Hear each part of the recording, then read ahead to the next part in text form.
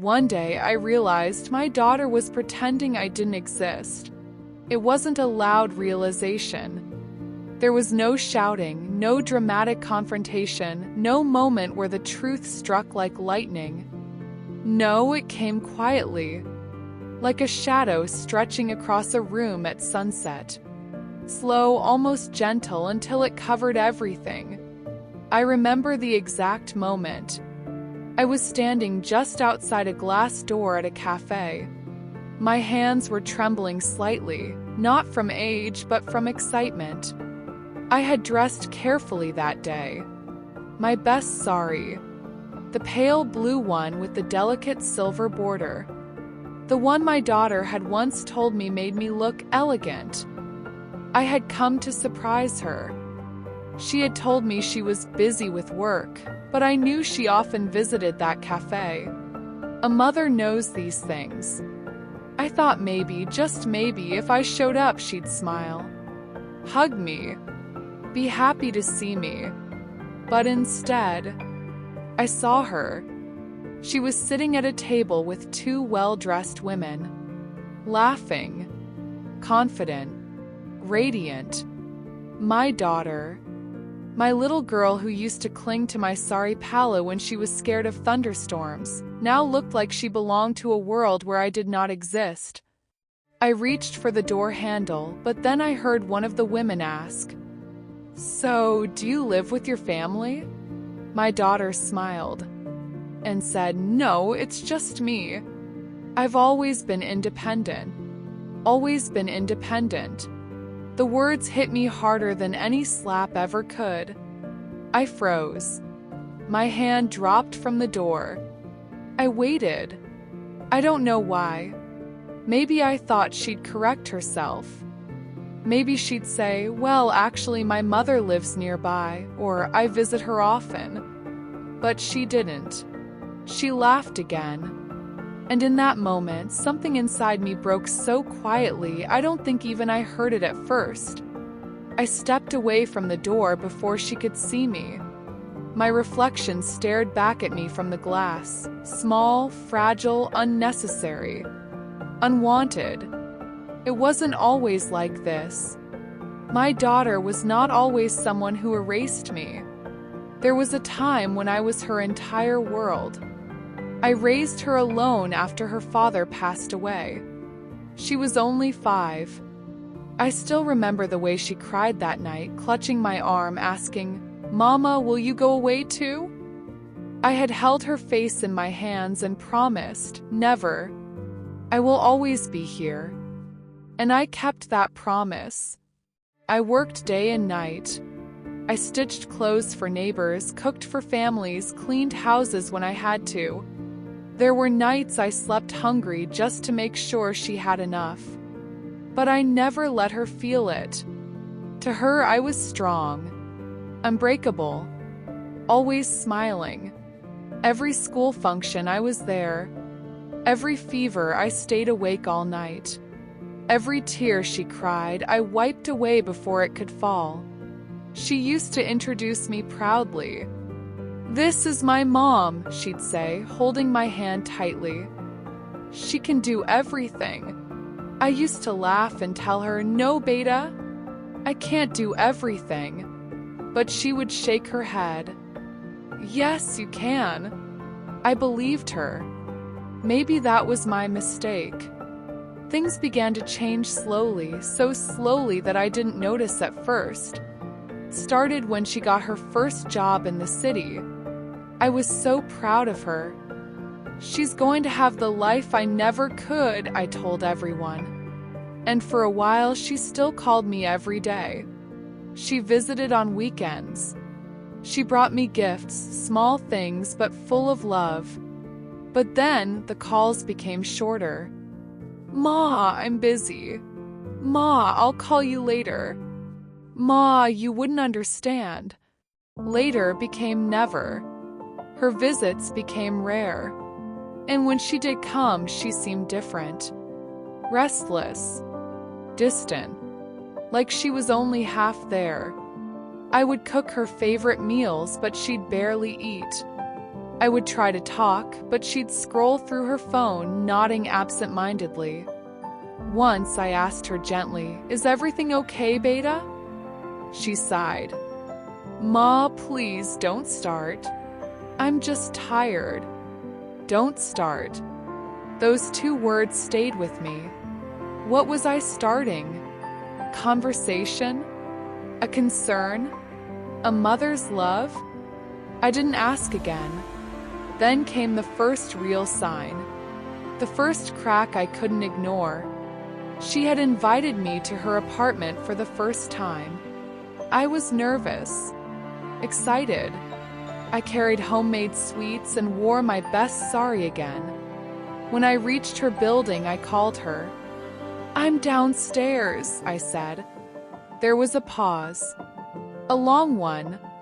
"Oh, Ma," she said finally. "You came?" Something in her tone felt wrong. "Yes," I said softly. "You told me to come." Another pause. "Okay, just wait there. I'll come down." "Why?" "I can come up." "No," she said quickly. Then she lowered her voice. "I mean, just wait. I'll be there." I stood there for 15 minutes. People walked past me. Some stared. Some ignored me. When she finally came down, she looked uncomfortable. She didn't hug me, didn't smile. She just said, "You should have told me before coming." "I did," I replied. "You said today." "Yeah, but," she glanced around. "It's just not a good time." I held out the sweets. "I made these for you." She hesitated, then took them. "Thanks," she said. "Just thanks." No warmth. No love. Just a word. "I can't take you upstairs today," she added quickly. "My friends are there." "Oh," I said, trying to smile. "I can meet them." "No, Ma," she said firmly. They won't understand." "Won't understand what?" That I was her mother? But I didn't ask. I just nodded and went home. Through that day, something shifted inside me. Quiet doubt. Question I was too afraid to ask. Was she ashamed of me? I tried to ignore it. Tried to tell myself I was overthinking. But then came the missed festivals, the forgotten birthdays, the unanswered calls. And slowly, painfully, the truth began to take shape. Not all at once, not clearly, but like a picture forming in fog. Until that day at the cafe, when I heard her say, "I've always been independent," and I realized she wasn't just busy. She wasn't just tired. She wasn't just distant. She was erasing me, piece by piece, memory by memory, as if I had never been part of her story at all.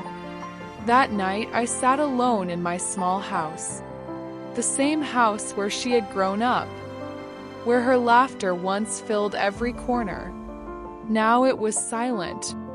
I looked at the old photo on the wall, a younger version of me holding a little girl in my arms. She was smiling. So was I.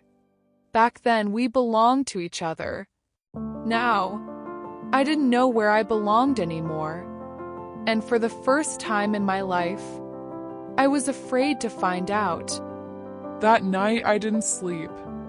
I lay awake, staring at the ceiling, listening to the silence that had slowly become my only companion. The ticking of the clock sounded louder than ever, like it was counting something. Not time, but moments I had lost. Moments I would never get back. I kept replaying her voice in my head.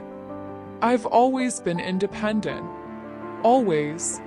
Such a small word, but it erased an entire lifetime. Was I nothing more than a chapter she had decided to tear out?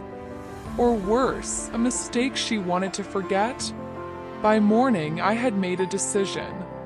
I could not live like this anymore. Half a memory, half a mother. I needed the truth, even if it broke me completely. I called her. My fingers trembled as I dialed her number. For a moment, I hoped she wouldn't answer. It would have been easier to postpone the pain. But she did. Hello. Her voice was calm, distant, like I was just another call she had to get through. Beta, I said softly. Can we meet? A pause. For what, Ma? I'm a bit busy these days. Of course she was. She was always busy when it came to me. I just want to see you, I replied. It's been a while. Another pause. I could almost hear her thinking, calculating, deciding how much of me she was willing to tolerate. Fine, she said finally. Tomorrow. Evening. But not for long, okay? Not for long. Even her time with me came with conditions now. Okay, I whispered. The next evening, I reached the cafe early. The same cafe. I don't know why I chose that place. Maybe because that was where I had lost her, or where I first saw the truth clearly. I sat at a corner table, my hands folded tightly in my lap. When she walked in, I almost didn't recognize her. Not because she had changed physically, but because the warmth I once knew was gone. She looked polished, perfect, like someone who had carefully built a life where nothing was out of place. Except me. She sat down across from me. Hi, she said. Just hi. No hug. No smile. No ma. I felt something inside me crack again, but this time I didn't let it break me. Hello, I replied. For a moment, neither of us spoke. Then she sighed. Ma, can we make this quick? I have somewhere to be. Somewhere to be. Always somewhere, just never with me. I took a deep breath. I saw you here a few days ago, I said quietly. Her expression changed instantly. What? You were sitting with your friends, I continued. They asked about your family. She looked away. And you said you've always been independent. Silence. Heavy. Unavoidable. Finally, she spoke. You shouldn't have been there. I blinked. I didn't mean to overhear. That's not the point, she cut in sharply. You weren't supposed to see that. Not supposed to see that. As if my existence was something that needed to be hidden, managed, controlled. Why? I asked, my voice trembling despite my efforts. Why did you say that? She exhaled, clearly irritated. Ma, please, don't make this emotional. Don't make this emotional. As if emotions were the problem, not the truth. I just want to understand, I said softly. Am I something you're ashamed of? She didn't answer immediately. And in that silence, I got my answer. When she finally spoke, her words were calm but cold. You wouldn't understand my world, Ma, she said. Things are different now. Different how? She hesitated, then said it. My colleagues, my friends, they come from a certain background. They're modern, educated, sophisticated. I listened quietly. And you think I'm not? I asked. That's not what I said. But that's what you mean. She leaned back, frustrated. Ma, it's just complicated. No, I said, shaking my head slowly. It's actually very simple. I looked at her, really looked at her. The same eyes I had wiped tears from, now avoiding mine. The same face I had kissed goodnight, now distant and guarded. "You're embarrassed of me." She didn't deny it, and somehow that hurt more than anything she could have said. For a moment, I felt the old pain rise again. The familiar urge to apologize, to adjust, to shrink myself so she could feel comfortable. But something inside me had changed. Maybe it was the loneliness. Maybe it was the years of silent hurt. Or maybe it was the realization that I had already given her everything. There was nothing left of me to erase, except what I still held on to. I straightened my back. "Do you know what hurts the most?" I asked quietly. She didn't respond. "It's not that you've built a life without me," I continued. "It's that you've rewritten your life as if I was never part of it." Her eyes flickered. "I never asked for recognition," I said.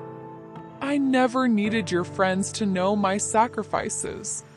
My voice softened, but it didn't break. "I just needed you to remember." Silence again. But this time it was different.